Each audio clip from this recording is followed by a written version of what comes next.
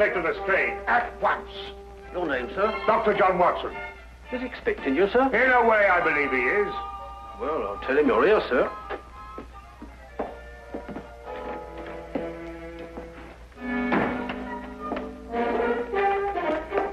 You can go in, sir. Ah, Dr. Watson, I didn't expect to have the pleasure of seeing you again so soon. Will you kindly read that? What is it? Read it. Oh. Yes, sir. Oh. I think it's disgraceful, sir. Absolutely disgraceful. What? Yes, and I'm glad you're here so that I can tell it to you personally. Why, you and I both know that it was Sherlock Holmes who solved the Cunningham case. If it wasn't for his brilliance and his persistency, the facts would never have been brought to light. And I think it's scandalous, sir, that the newspapers should have given me all the credit and said so very little about his magnificent achievement. What do you think, Doctor? I absolutely agree with you. I'm glad you're on my side, Doctor. Why, of course. I'm so glad you take it that way. What does Holmes think? Oh, he doesn't mind. You know, he doesn't care who gets the credit. Oh, dear old Holmes, such a modest fellow. Yes, well, look, you must give him my kind regards. Yes. And tell him that, although I know he doesn't think anything about it, I intend to get the newspapers to get the facts straight. Well, that's very good of you, Inspector. What's Holmes doing these days? Well, the last time I saw him, he was playing about with a lot of ink smudges and talking about the prints that fingers make. No. Good old Holmes. Always experimenting. Inspector Lestrade, sir. Yes, what is it? There's been a murder reported at the home of Lord Beryl. What, Lord Beryl of the Foreign Office? That's him, sir. I'll be right with you. Excuse me, Doctor. Yes, of course. Lord Beryl. This is going to be a tricky situation to handle, what with the Foreign Office and who knows what else. Yes. Can I be of any assistance? I don't think so, Doctor. Oh, well, perhaps as a medical man. Mind you, I don't know what to expect, but I think you would be of invaluable assistance. Say no more. Here's the address, sir. Your carriage is waiting outside. Oh, thank you very much. Perhaps you'd care to acquaint Sherlock Holmes with what has happened. Well, I don't know. I don't know myself what's happened. As you said, the people involved make this case rather delicate. Perhaps a little suggestion now and then might help facilitate matters. One never knows. Yes, you're so right. Take a message to Mr. Sherlock Holmes of 221 Baker Street. 221B. Yes, of course, 221B Baker Street. Tell him what has happened and drive him to Lord Beryl's residence. Yes, sir. And tell him Dr. John Watson is already there. The flat's the first floor up. Yes, sir. Very good, sir.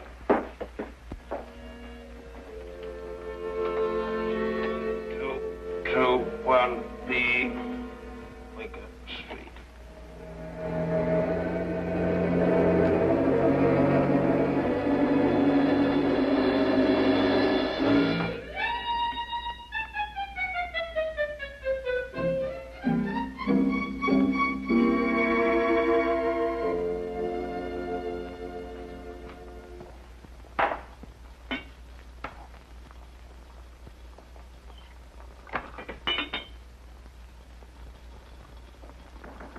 Come in.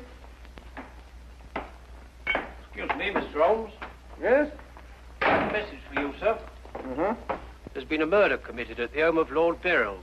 Inspector Lestrade and Dr. Watson have already gone there. Thank you. Would you care to have some tea? Some tea, sir? Yes. Is that what you're making? Oh, come along. Come and have a look at this. I'm working on an extract from a special series of pygmy poisons.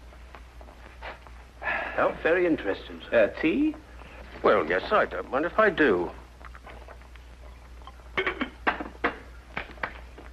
You take milk?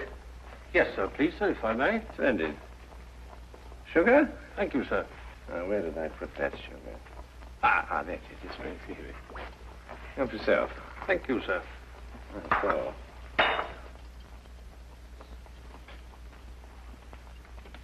What's this you're doing here, sir? Well, I believe that certain poisons, if taken in the correct doses, can actually have beneficial rather than fatal effects. Now, that's very interesting, sir. Yes, it is, isn't it? What's all this over here, sir? Oh, that? Oh, those are some tropical leaves. They were sent to me by a friend of mine who hunts in that part of the country. The essence, you see, passes through this tube, down here and across the table, and is condensed in that retort there. And what's that stuff in the bottom there? That's lime. That acts as a catalytic agent to combine the essence of the leaves with a dark, tar-like substance, which you can see at the bottom.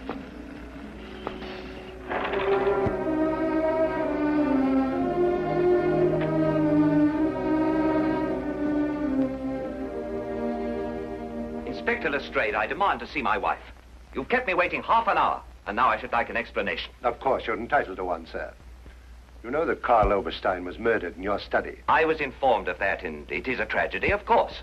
But I still don't see that is... Lord Beryl, your wife has confessed to shooting him. What? That's why I couldn't allow you to see her. We were taking her statement. What does she say? Apart from the actual confession of murder, she refuses to say anything. You may go in now if you wish, Lord Beryl.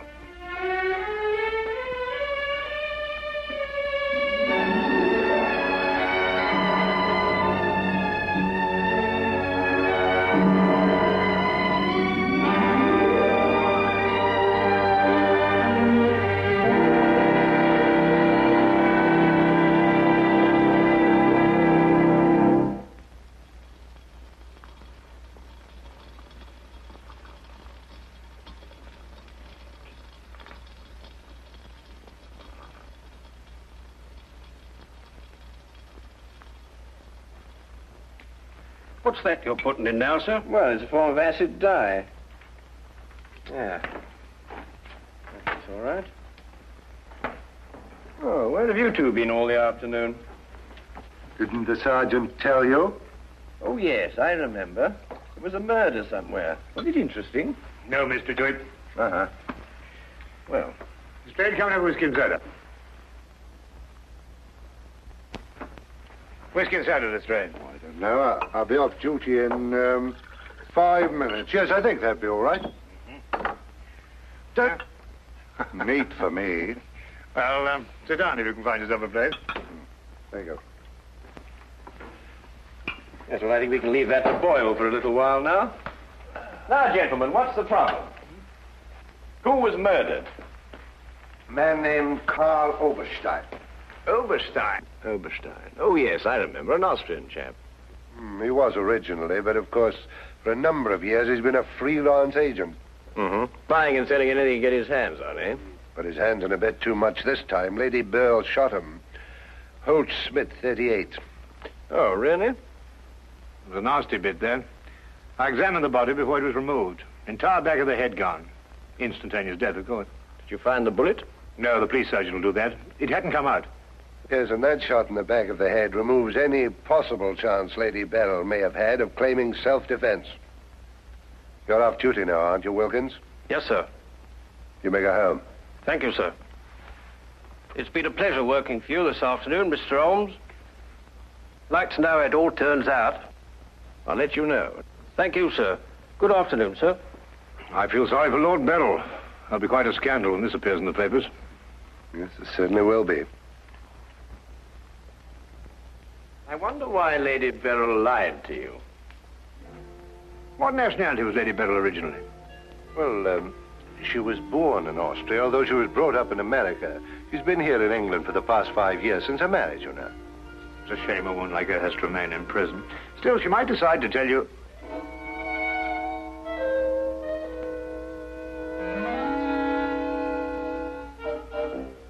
What did you say? I beg your pardon? What did you say just now?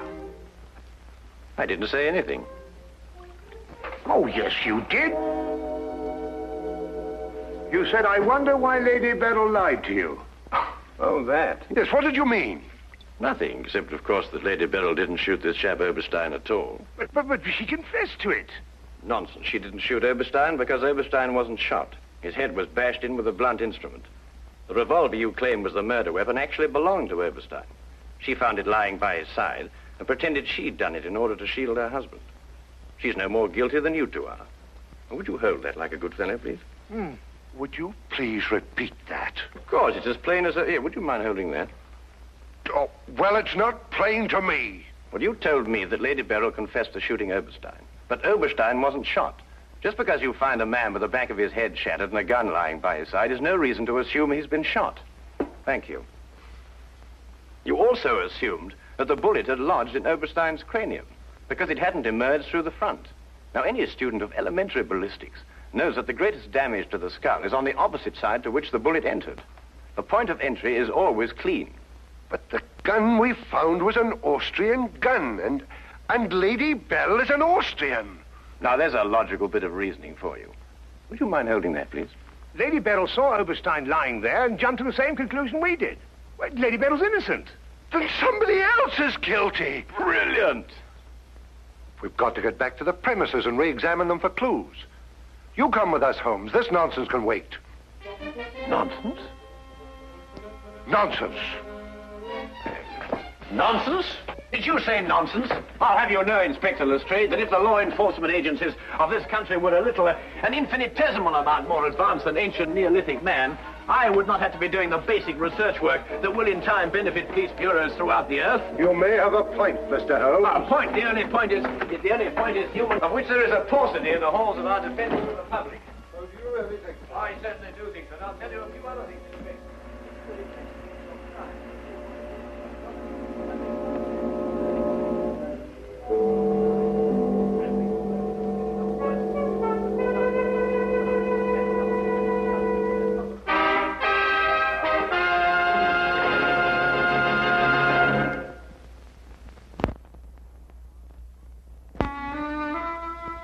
And now we return to the case of Lady Beryl. Yet is to be dependent 90% on a good memory. Details, Lestrade, those are the things.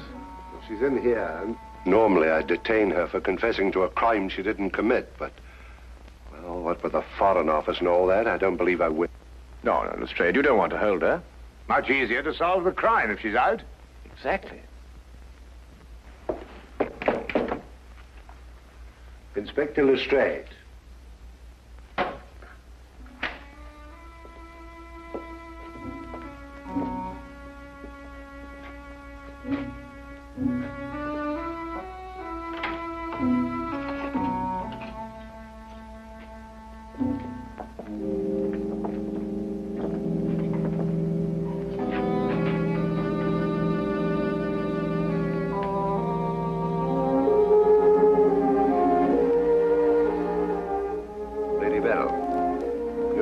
We're releasing you. So I understand. Do you know why? No. We've been able to prove that you didn't commit this murder you confessed to. I see. We would, however, like an explanation as to why you confessed to this crime.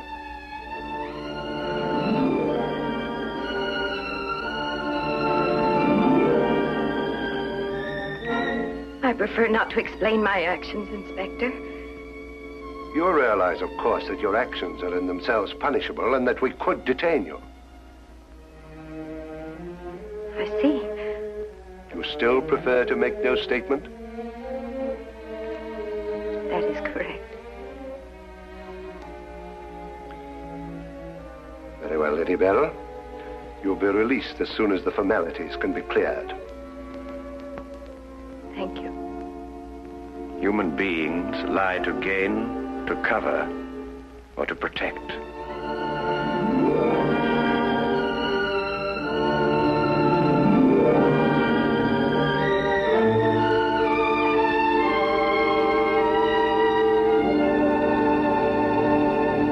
I don't know how to thank you, Mr. Holmes. Please consider me forever in your debt. Not at all. You're in the Foreign Office, aren't you, Lord Beryl? I am. Had you ever met Herr Oberstein before? I had. Exactly when? Last week. For the first time? And the last time.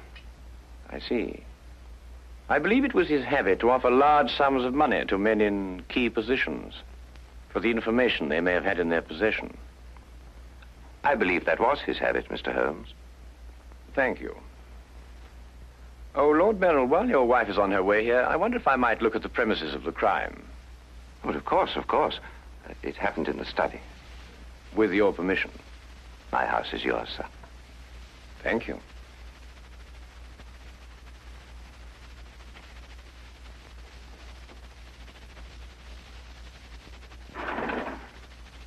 Well, now, let me see. Karl Oberstein was lying about there. Of course, it's been removed. Yes, of course.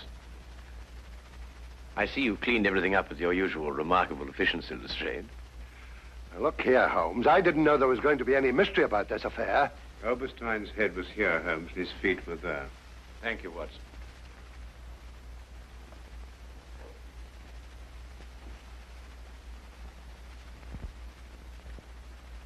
Where was the gun lying? To the left of the body. Nearer the head or the feet? Nearer the head. Was Oberstein face up or down? Face up. I had to turn him over to examine him. Has there been any effort made to gain forceful entry into the house? Well, none was reported. What? Lord Beryl, do you use glasses when you read? Yes, I do. These? Are they your only pair? Yes. Who first discovered the body? I believe my secretary. Is he here? Yes. I'll call him. Thank you.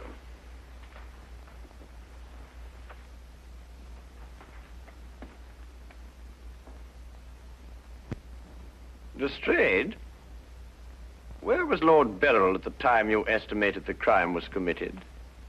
He'd been at a meeting with high government officials all day. Oh, good. Why did you ask about the glasses, Holmes? It's because Lord Beryl wears glasses when he reads. But Lady Beryl confessed to a crime she didn't commit. What?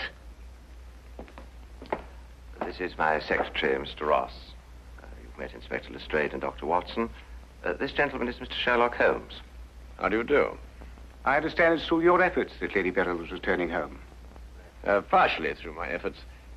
I wonder if I could impose upon you, Mr. Ross. Of course, sir.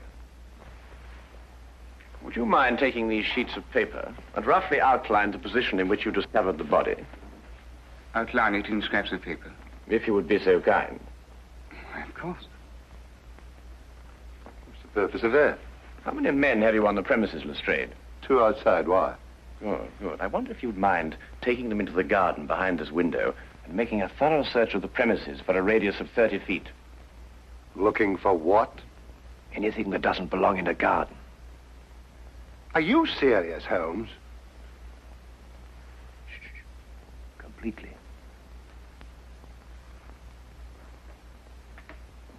Let's got him out of our way.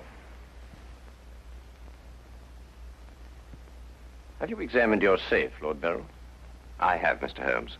All my papers are intact. Excellent. Does Mr. Ross have the combination to your safe? Yes? There's been no question of robbery. Of course not, Ross. One must ask these questions in an investigation. Of course.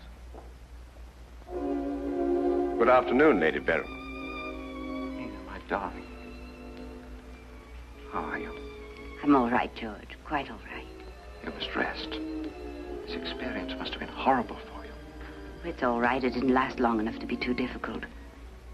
I don't know how, but Holmes has solved the entire thing. Has he really? Not entirely, Lady Beryl. Not yet.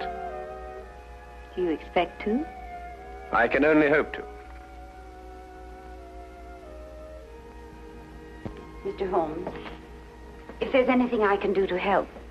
If it would not be too much of an imposition, Lady Beryl, I would like you to retake the position in which Mr. Ross discovered you when he entered the room. Mr. Holmes, my wife has had a harrowing experience. Please consider her nerves at this point. You're forgetting, Lord Beryl, that your wife confessed to a crime she didn't commit. The circumstances are somewhat exceptional. But if Lady Beryl would rather not... It's quite all right, George. Now, let me see.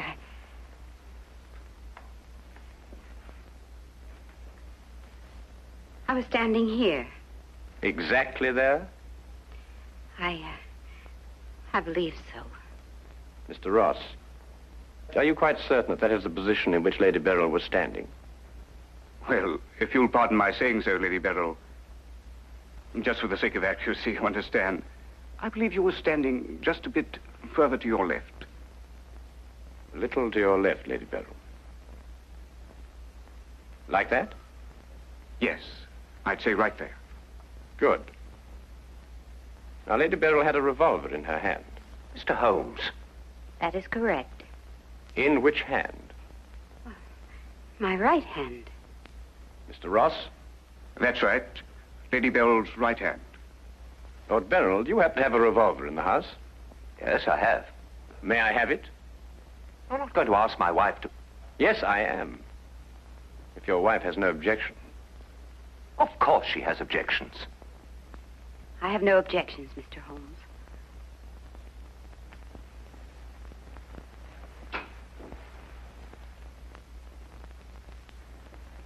Ah, excellent. A 38 caliber. Do you notice, Watson, that it's patterned very closely after the Schmidt-Holtz, the revolver in question? Lady Beryl, is that the way you held it? I believe so. Mr. Ross? Yes, it was like that. Mr. Ross, I'd like you to think very hard. A great deal depends on what you're going to say now. As far as you can remember, that was the position of Herr Oberstein's body? Yes. And where in relation to Herr Oberstein's body and Lady Beryl were the broken eyeglasses? Over there. There? Yes.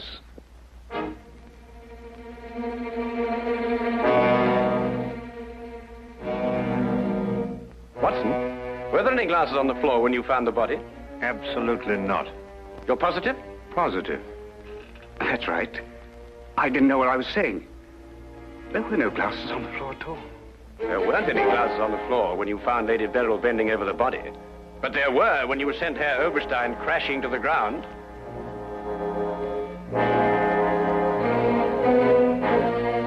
Before you run, Mr. Ross, look at Lady Beryl. I don't understand this, Mr. Holmes. Oh, very simple, really. Herr Oberstein approached you with an offer to buy Foreign Office secrets. You threw him out. Then Ross contacted him, prepared to sell him the secrets. Well, there's nothing missing from the safe. Of course not. If you sold anything, you'd have been found out. Herr Oberstein came here expecting to buy. You opened the safe, showed him the papers he wanted. He put his glasses on to examine them. And then when he paid you, you smashed his skull in. He fell, breaking his glasses. His revolver dropped from his pocket. Then you replaced the papers, pocketed the money, and left. It's a lie. Why, you filthy... The unfortunate point occurred when Lady Beryl discovered the body. You read the evidence incorrectly. I thought the gun was my husband's. Similar, but not the same. And the glasses. A very common variety of frame. You gathered up the pieces, except a few fragments, and threw the frames away. Yes. Then you lied to protect your husband. Yes. Nina. Brilliant, Holmes. Absolutely brilliant. Thank you, Watson.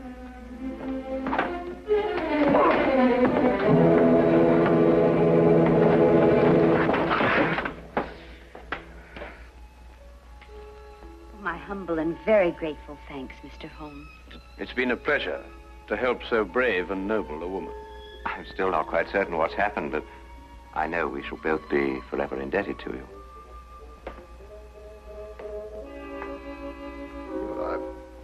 Searched the whole garden, Holmes. Couldn't find anything but this old pair of glasses. They're broken at that. Really? Mr. Holmes has solved the entire case, Inspector. He has? How?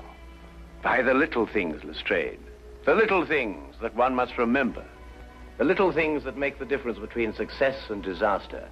One must never forget that the difference between... Good heavens. What? What is it, Holmes? I left the gas on under the experiment. All Baker Street will be blown up. Holmes, I turned it off. Oh...